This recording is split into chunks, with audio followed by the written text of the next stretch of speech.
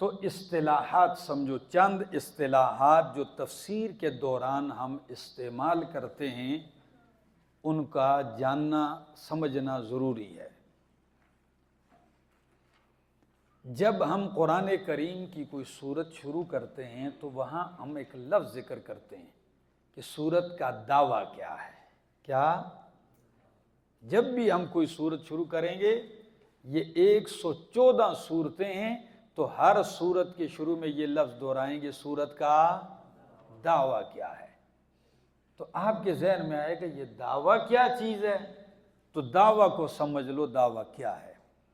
دعویٰ کہتے ہیں ما ذکر علیہ الدلائل فی تلک الصورت،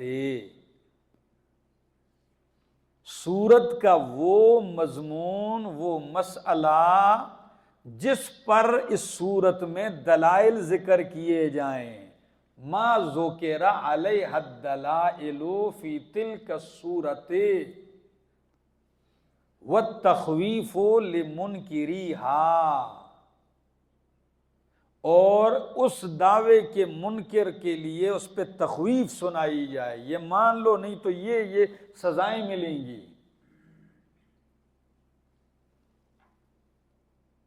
آسان کر دیتا ہوں، طلباء تو سمجھ جاتے ہیں، یعنی سورت کا وہ مرکزی مضمون کہ اس سورت میں دلائل اس کے اس بات کے لیے ہوں، تخویف اس کے نہ ماننے پر ہو، مثالیں اس کی وضاحت کے لیے ہوں، پوری سورت کا محور ہو۔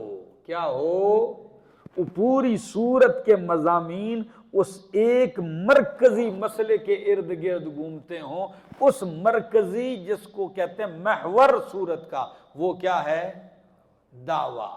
مولانا امین احسن اصلاحی صاحب کی تفسیر ہے تدبر قرآن، وہ اس کے لیے لفظ استعمال دعوے والا نہیں کرتے، وہ کہتے ہیں عمود۔ کیا؟ وہ ستون ہے جس پہ پوری عمارت کیا ہے؟ کھڑی ہے، مرکزی نقطہ ہے وہ۔ ٹھیک ہے، تو دعویٰ سمجھ میں آ گیا۔ اب اس کو سمجھیے مزید وضاحت ذرا۔ قرآن کریم ایسی بھی صورتیں ہیں کہ جس کے دعوے 4 ہوں گے۔ کتنے دعوے ہوں گے؟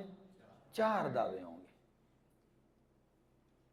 مثلا سورہ بقرہ دیکھ لو، اس کے دعوے 4 ہیں، پوری سورت ان 4 دعووں کے درمیان گھومے گی۔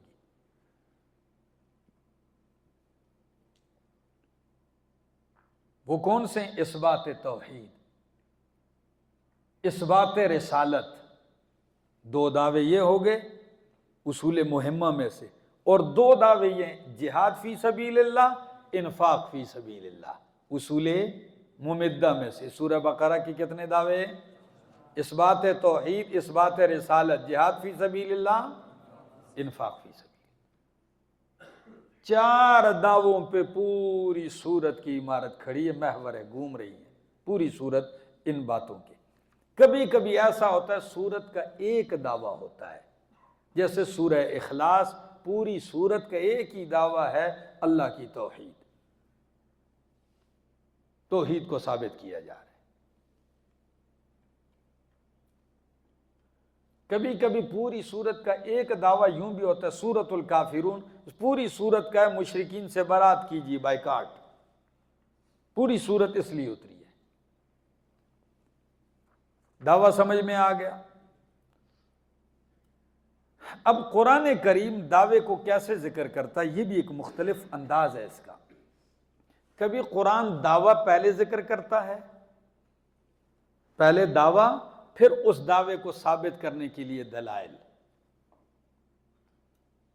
تو جب پہلے اصل مسئلہ ذکر کیا جائے، پھر اس کے اس بات کے لیے دلائل ذکر کیے جائیں، تو اس کو کہتے ہیں دعویٰ، اور یہ اس کے دلائل۔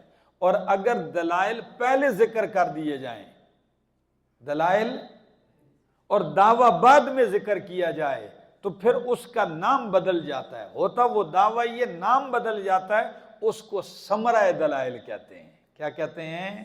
ثمرہ دلائل۔ یعنی جب یہ دلائل تم نے مان لیے تو ان دلائل کا نتیجہ بھی مان لو، وہ یہ ہے۔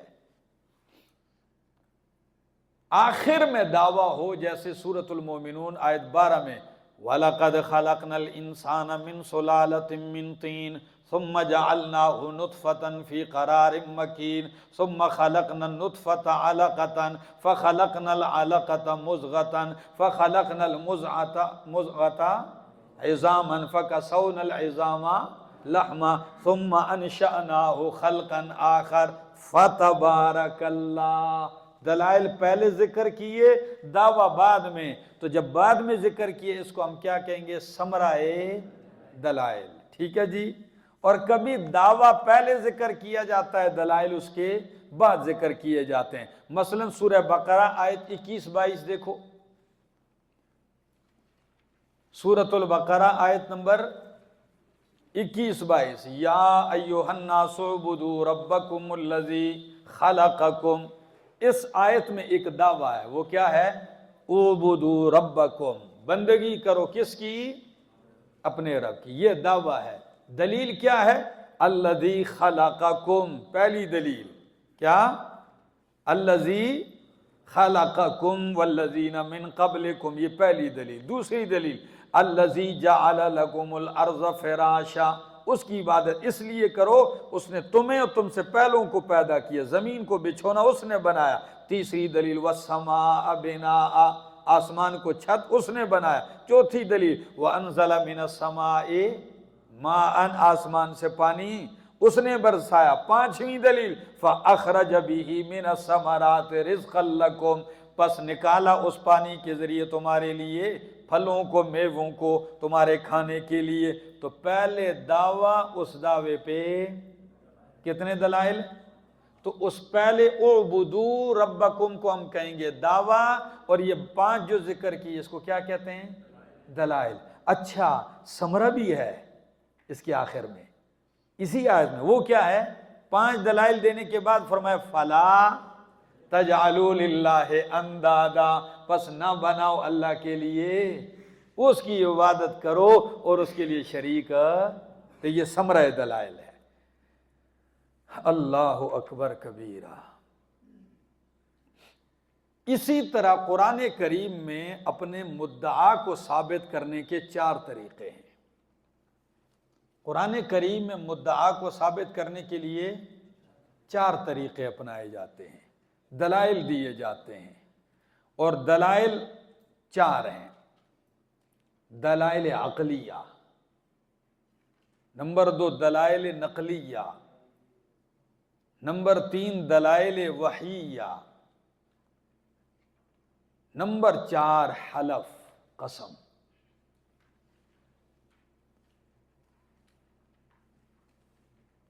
دلائل عقلیہ، دلائل نقلیہ، دلائل وحیہ، وحی کے ساتھ اس کا تعلق ہوتا ہے۔ نمبر 4 حلف، تفسیر ہر ایک کی۔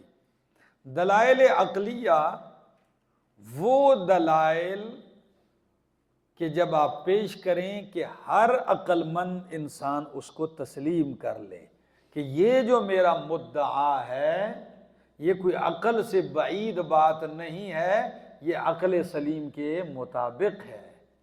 یعنی ہر عقل والا غور کرے تو اس دعوے کو مان لے گا، مان جائے گا۔ یہ دلائل عقلیہ ہیں۔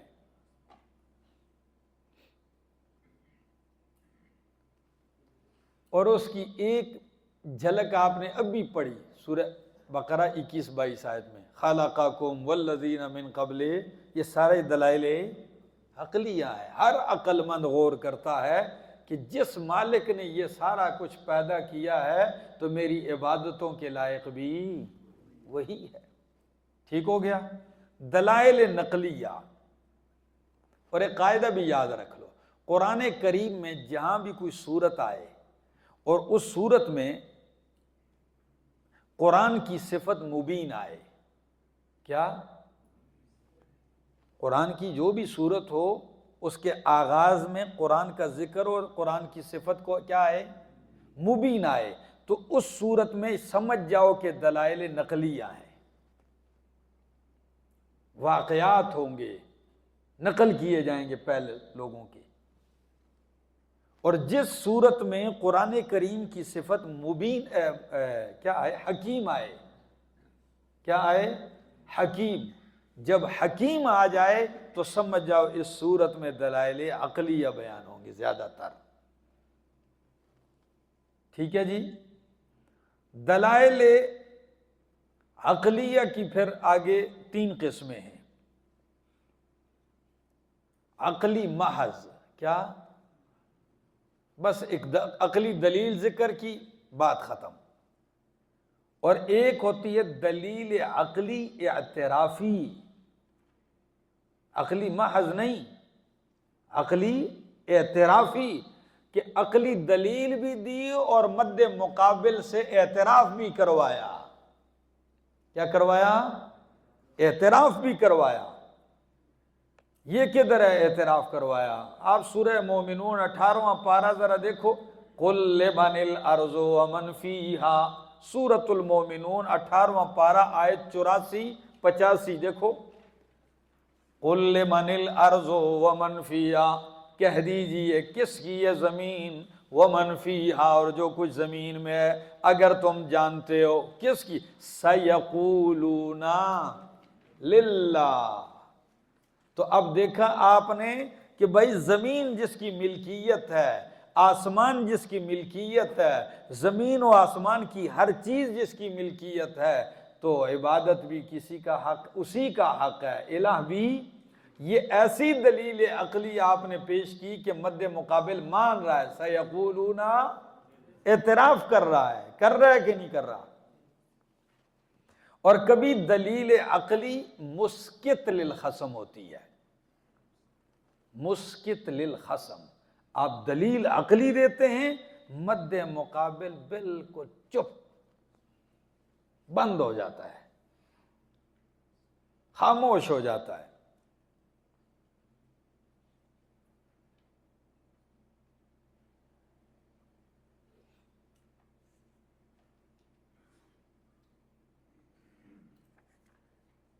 ٹھیک ہے جی؟ یہ سورہ بقرہ کی آیت 21-22، یہ اس پر، یہ ایسے دلائل ہیں کہ مد مقابل کیا ہے؟ چپ ہے، خاموش ہے۔ اللہ،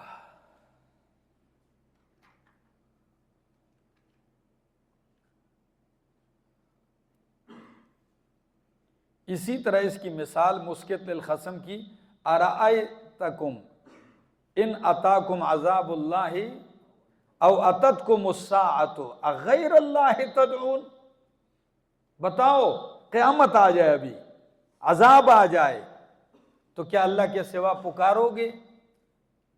تو ظاہر بات ہے کہ وہ پکاریں گے، لیکن بولتے، یہ ایسے لفظ ہیں کہ مد مقابل کو بالکل چپ لگ گئی ہے۔ ٹھیک ہے نا؟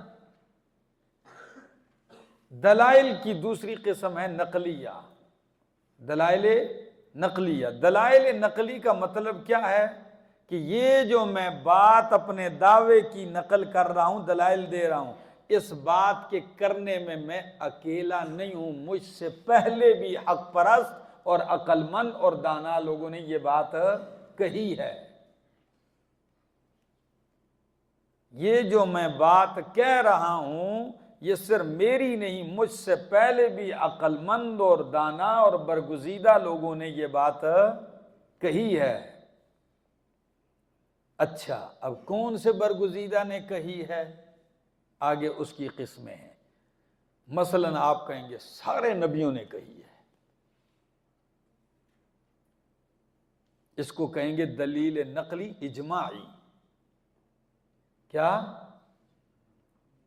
دلیل نقلی من الانبیاء، ٹھیک ہے، اجماعی، سارے انبیاء نے کہی ہے۔ اس پہ جتنے بھی واقعات آتے ہیں، تفصیل میں نہیں جا رہا۔ کبھی آپ کہتے ہیں یہ جو میں نے بات کی ہے، یہ تو اللہ کے برگزیدہ مخلوق فرشتوں نے بھی کہی ہے، تو پھر آپ کہتے ہیں فرشتوں کی باتیں کہتے ہیں۔ ٹھیک ہے جی؟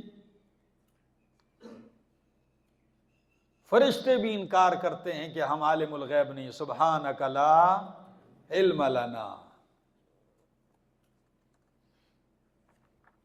کبھی نقلی دلیل نقلی عباد صالحین سے ہوگی کہ جو میں بات کر رہا ہوں، دعویٰ پیش کر رہا ہوں، یہ اللہ کے نیک بندوں نے بھی پیش کیا ہے، وہ بھی یہی کہتے ہیں۔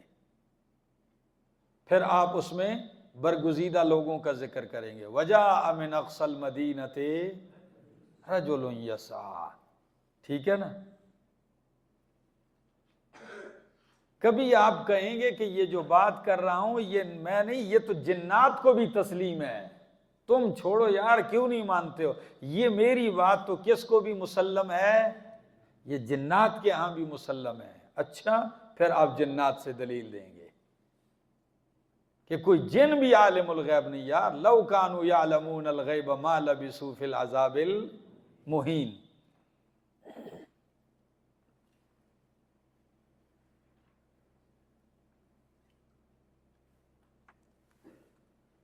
اگلی بات، کسی صورت میں واقعات ذکر ہوتے ہیں۔ کیا واقعات؟ قصہ آتا ہے یوسف علیہ السلام کا، موسیٰ علیہ السلام کا، نوح علیہ السلام کا۔ تو اس کو سمجھنے کے لیے یہ چیز جاننا ضروری ہے کہ یہ واقعہ ذکر کرنے کی حکمتیں کیا ہیں۔ اس کو کہتے ہیں معرفت حکمت القصص فی القرآن، معرفت حکمت القصص فی القرآن، قرآن کریم کے واقعات کی حکمت کیا ہے، اس کو جاننا۔ دلائل کی ایک اور قسم کیا تھی؟ دلائل وحیہ، تیسری قسم وحی۔ جب آپ دلیل دیں تو آپ کہیں، جس طرح آپ نے کہا کہ یہ نبی بھی مانتے ہیں، نبیوں کا بھی، فرشتے بھی، جنات سے پیش کی، تو کبھی کبھی آپ یہ بھی کہیں گے یہ جو میں دعویٰ پیش کر رہا ہوں یہ بات میری نہیں ہے، یہ وحی الہی میں ہے، ٹھیک ہے نا؟ اللہ نے اس بات کی وحی کی ہے۔ مثلا سورۃ انبیاء دیکھیے آیت 25، فرمایا وَمَا أَرْسَلْنَا مِن قَبْلِكَ مِن رَّسُولٍ، اور نہیں بھیجا ہم نے آپ سے پہلے، مِن رسول، کوئی رسول، جتنے بھی رسول ہم نے آپ سے پہلے بھیجے ہیں تو ہم نے ان کی طرف الا نوحی، ہم نے اس کی طرف کیا کی ہے؟ وحی کی ہے۔ اور وہ وحی کیا تھی؟ انہ لا الہ الا انا فاعبدون، ٹھیک ہے؟ یہ دلیل وحی، لا الہ، اللہ فرماتے ہیں ہم نے اس نبی کی طرف وحی کی، انہ لا الہ الا انا فاعبدون، کہ بے شک شان یہ ہے کہ کوئی الہ نہیں مگر میں ہی ہوں، فاعبدون، پس میری ہی بندگی کرو۔ اسی طرح دلیل وحی کی مثال سورۃ بنی اسرائیل آیت 23، وَقَضَىٰ رَبُّكَ أَلَّا تَعْبُدُوا إِلَّا اللَّهَ إِلَّا إِيَّاهُ، وَقَضَىٰ رَبُّكَ، سورۃ بنی اسرائیل آیت 23، تیرے رب نے فیصلہ کیا ہے، یہ وحی ہے قرآنی، ٹھیک ہے نا؟ اب یہ کوئی عقلی دلیل نہیں ہے، دلیل وحی ہے، ٹھیک ہے؟ سورہ بنی اسرائیل آیت 23،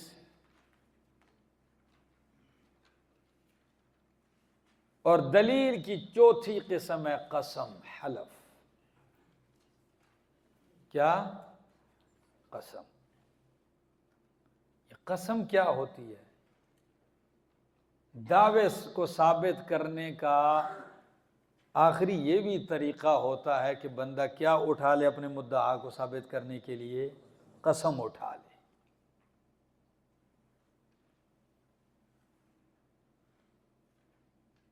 اور قسم جب اٹھاتا ہے تو شک کیا ہو جاتا ہے؟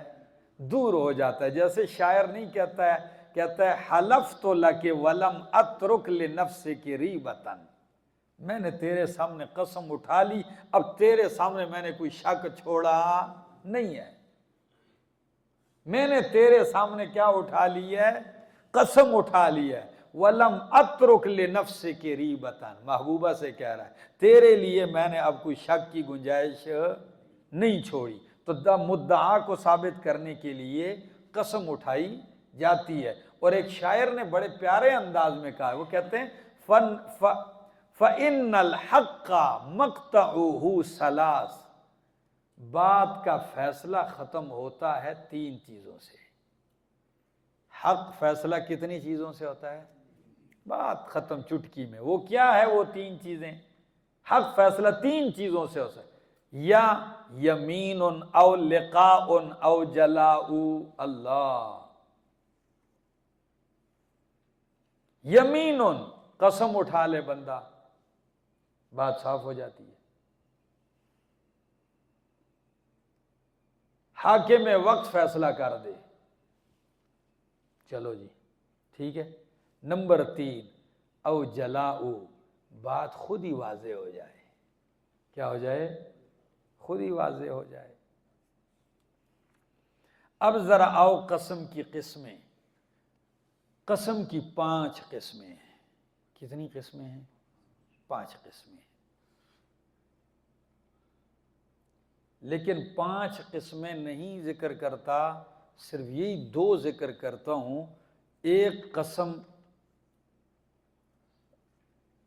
ان میں سے صرف 4 اور 5 نمبر ذکر کرتا ہوں۔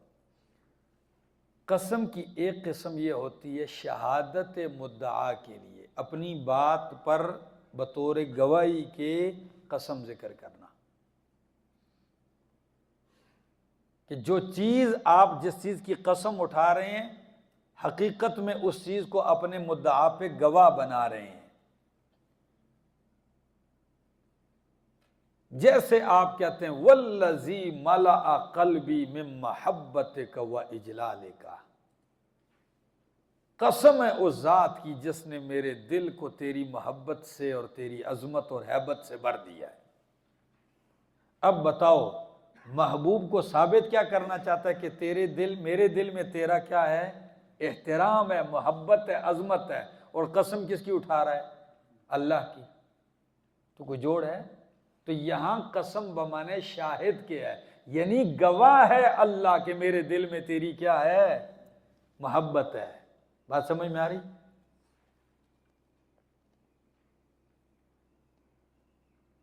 میرے دل میں تیری محبت ہے، اس پر کون گواہ ہے؟ اللہ گواہ ہے۔ اور قرآن کریم کی اکثر قسمیں اس قسم کی ہیں، ٹھیک ہے نا؟ جیسے یاسین والقرآن الحکیم، قسم ہے حکمتوں برے قرآن کی کہ تو رسولوں میں سے ہے۔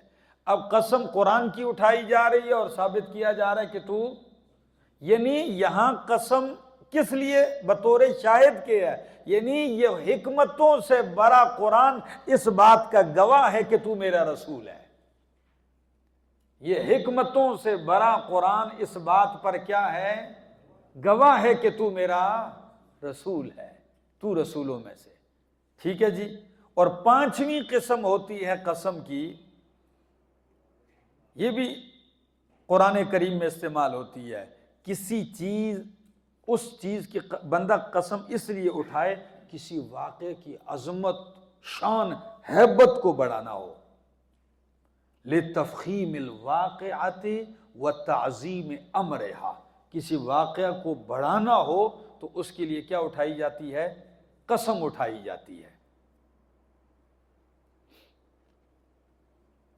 جیسے قرآن کریم مختلف مقامات پہ ذکر کرتا ہے، ٹھیک ہے نا؟ انشاءاللہ مثالیں اس کی یہ بہت ساری ہیں، یہ میں آپ کے سامنے درس میں جب ہم پہنچیں گے تو بیان کریں گے، ٹھیک ہے نا؟ یہ تھے وہ چند اصطلاحات جو میں نے آپ کو پڑھا لی۔ اصول الحمدللہ بہت ہی اختصار کے ساتھ ہم نے کیا کر لیے؟ مکمل کر لیے، ٹھیک ہے نا؟ اب اس کے بعد ہم درس کے بعد انشاءاللہ وقفے کے بعد کیا پڑھتے ہیں؟ سورۃ الفاتحہ